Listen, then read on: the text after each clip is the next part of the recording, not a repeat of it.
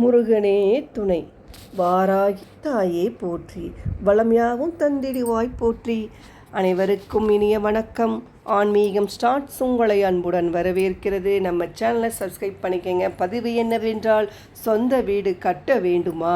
அப்போ வாராகி அம்மனை வழிபாடு செய்யலாம் வாருங்கள். சொந்தமாக இடம் வாங்க வேண்டும், வீடு கட்ட வேண்டும் என்று நினைப்பவர்களுக்கு செவ்வாய் பகவானின் அருள் என்பது பரிபூரணமாக வேண்டும்.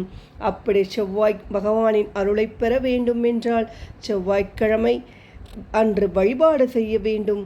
செவ்வாய்க்கிழமை அன்று முருகப்பெருமானை எப்படி சொந்த வீடு கட்டுவதற்காக நாம் வழிபடுவோமோ அதை போல் செவ்வாய்க்கிழமை அன்று வாராகி அம்மனை எந்த முறையில் வழிபட்டால் சொந்த வீடு கட்ட முடியும் என்றுதான் இந்த பதிவின் மூலம் பார்க்க போகிறோம்.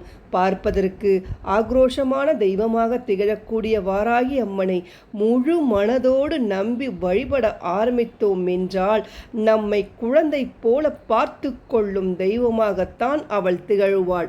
முழு நம்பிக்கையுடன் யாருக்கும் எந்த தீங்கும் விளைவிக்காமல் இருப்பவர்களுக்கு வாராகி அம்மன் ஒரு குழந்தையாகவே திகழ்வாள்.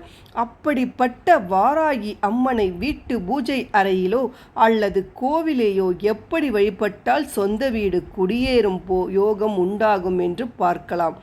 இந்த வழிபாட்டை செவ்வாய்க்கிழமை அன்றுதான் செய்ய வேண்டும். மாலை 6 மணிக்குத்தான் செய்ய வேண்டும்.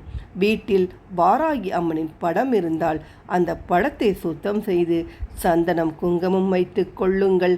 அப்படி படம் இல்லாத பட்சத்தில் ஒரு அகல் விளக்கில் நல்ல எண்ணெய் ஊற்றி பஞ்சுதிரி போட்டு தீபமேற்றி அதில் வாராகி அம்மனை ஆவாகனம் செய்து கொள்ளலாம். யார் இந்த பூஜையை செய்கிறார்களோ அவர்கள் தங்களுடைய நெற்றியில் அரகஜாவை வைத்து கொள்ள வேண்டும். பிறகு வாராகி அம்மனுக்கு நைவேத்தியமாக பூமிக்கு அடியில் கிடைக்கும் கிழங்கு வகைகளில் ஏதாவது ஒன்றை வைக்கலாம். அல்லது மாதுளம் பழம் முத்துக்களில் தேனூற்றி வைக்கலாம். அல்லது பானகம் வைக்கலாம். இவற்றில் ஏதாவது ஒன்றை நைவேத்தியமாக வைக்க வேண்டும்.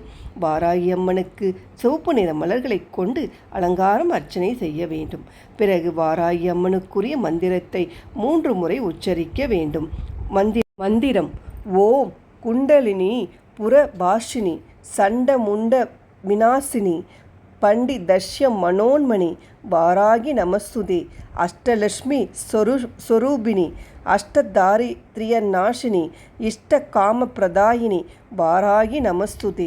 இந்த மந்திரத்தை 3 முறை கூறிவிட்டு வழிபாட்டை நிறைவு செய்து கொள்ளுங்கள். பிறகு நைவேத்தியமாக வைத்த பொருட்களை பிரசாதமாக வழங்கலாம். இதே முறையில் கோவிலில் இருக்கும் வாராகி அம்மனுக்கு தீபம் ஏற்றி வைத்துவிட்டு நைவேத்தியம் வைத்து இந்த மந்திரத்தை 3 முறை உச்சரிக்க வேண்டும்.